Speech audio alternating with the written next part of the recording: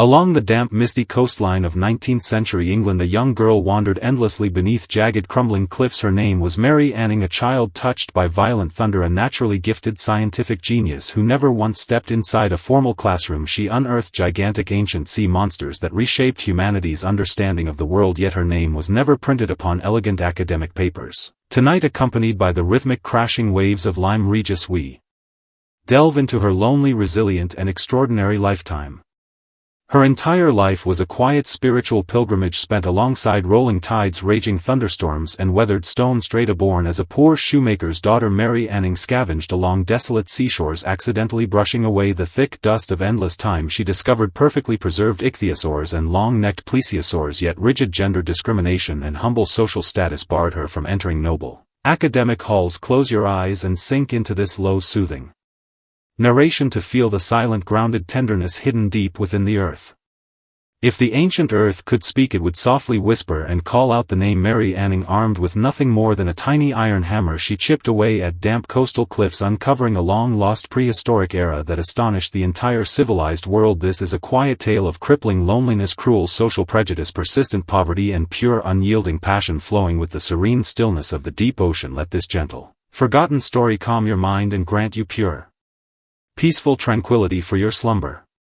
In Lyme Regis, a quiet coastal town nestled in England's Dorset County, the sea breeze always carries a sharp, melancholic salt tang. Buried within the local rocky shore lies an ancient spinal fragment not belonging to any modern creature but to a colossal sea beast that slumbered undisturbed for nearly 200 million years. When this complete fossil skeleton was first exposed to 19th-century sunlight, every distinguished gentleman, scholar was consumed by unprecedented unease, for this magnificent prehistoric relic was discovered not by wealthy barons or highly educated professors but by a muddy, ragged 12-year-old peasant girl. The name Mary Anning was so insignificant in prestigious academic circles that it could not even earn her a quiet corner seat in solemn lecture halls. Tonight, let the soft flickering glow of quiet firelight stay with us as we walk fully into the untold story of her life. We travel back to this storm-battered coastline, witnessing how a thunder-stricken survivor defied fate, uncovering hidden geological truths within cracked stone. This is the eternal dream of a soul exiled by her era yet immortalized by the endless flow of time. Now steady your breathing and imagine the gentle tides of Lyme Regis slowly washing over the quiet seawall behind you.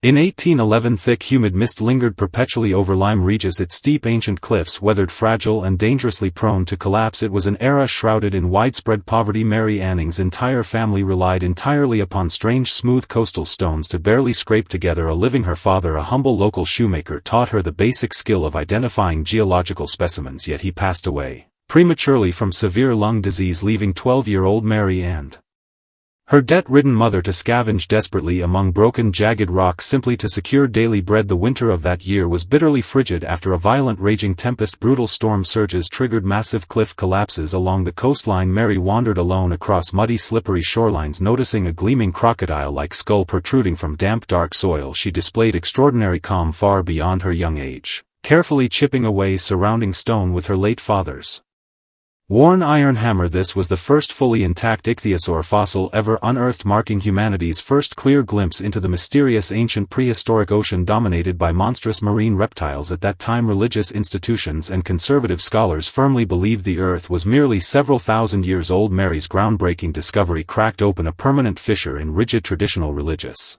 doctrine. That quiet, muddy scavenging girl never understood that every careful strike of her hammer uncovered Earth's ancient secrets and unlocked a bittersweet, destined future filled with hardship and immortal glory. Following the groundbreaking ichthyosaur discovery, numerous arrogant gentlemen geologists began visiting Mary's shabby small shop, dressed in refined silk coats and tall formal hats. These wealthy nobles coveted the precious ancient fossils she risked her life to excavate. Despite receiving no formal education, Mary Anning developed an unparalleled sharp observational instinct, becoming Europe's most authoritative expert on fossil anatomy. She could accurately reconstruct fragmented skeletal structures and deduce ancient marine creatures' living habits by examining residual ink sacs and preserved stomach contents within stone. Yet the scientific community was equally tainted by cruel hidden power games. Wealthy aristocratic scholars purchased her hard-won fossils at ridiculously low prices, transforming these humble relics into priceless museum treasures. They returned to the magnificent gilded halls of London's academic societies, publishing formal papers, accepting medals and Thunderous applause while deliberately erasing every mention of Mary Anning's name. Mary remained trapped inside her drafty run-down cottage, permanent ancient soil lingering beneath her fingernails. In desperate sincere letters she questioned renowned experts about the stolen credit for her discoveries, receiving nothing but cold indifference and condescending charity. In this oppressive age women possessed not even basic voting rights. To these arrogant nobles Mary was nothing more than a lowly craftsman providing valuable research materials. This profound unfair disparity clung tightly to her youthful soul, cold, persistent, and unyielding like endless receding midnight tides.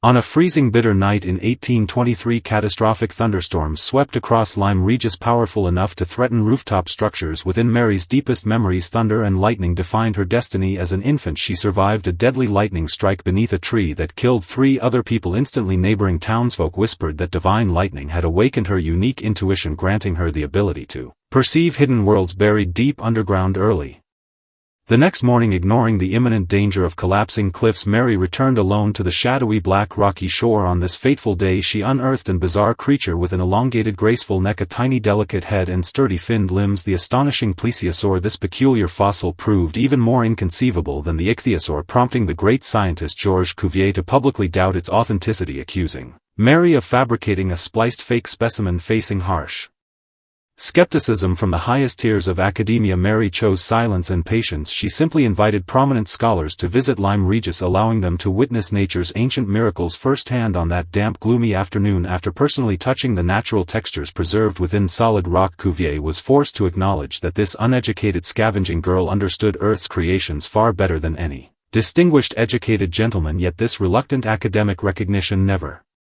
translated into fair treatment. Mary was still denied official academic positions and forbidden from attending discussions about her own groundbreaking discoveries. Alone beneath dim flickering lamplight she painstakingly taught herself French and anatomical knowledge, striving to bridge the immense social gap imposed by her humble birth. Her slender figure appeared tiny and fragile against towering rugged cliffs, yet like enduring million-year-old fossils she possessed heartbreaking, unbreakable inner strength.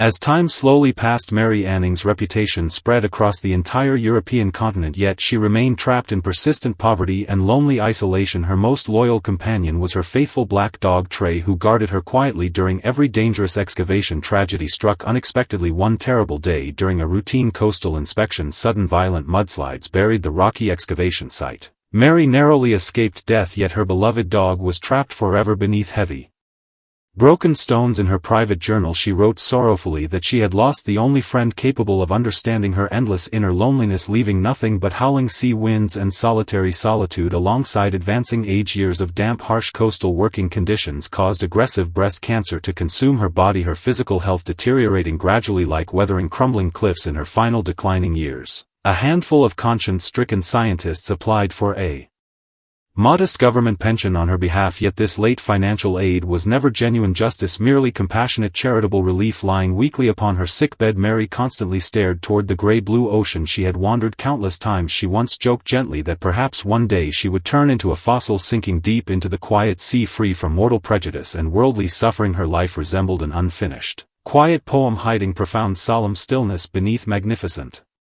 natural scenery. Mary Anning passed away peacefully in 1847 at the age of 47. Ironically, the exclusive academic societies that once rejected and ignored her published lengthy solemn obituaries after her death, respectfully honoring her as the mother of fossils. Inside Lyme Regis's local church, a beautiful stained glass window was later funded and built by grateful scientists. The painted saint upon the window bends gently toward the earth, mirroring Mary's lifelong scavenging posture. Though her name was deliberately omitted from prestigious academic papers, every ichthyosaur fossil displayed in modern museums silently bears witness to her irreplaceable contributions. She irrefutably proved ancient species could go extinct and confirmed that planet Earth held a far longer complex history than religious scriptures once claimed. She was the quiet torchbearer piercing through dense historical mist. Even when the world intentionally dimmed her light, its lingering warmth still comforts every persistent scientific explorer. She transcended her identity as a humble scavenger, evolving into an eternal guide leading humanity into the mysterious prehistoric ocean. Today, whenever we mention ancient fossils and forgotten marine dreams, Mary Anning shines like everlasting moonlight, calmly illuminating every weathered ancient stratum.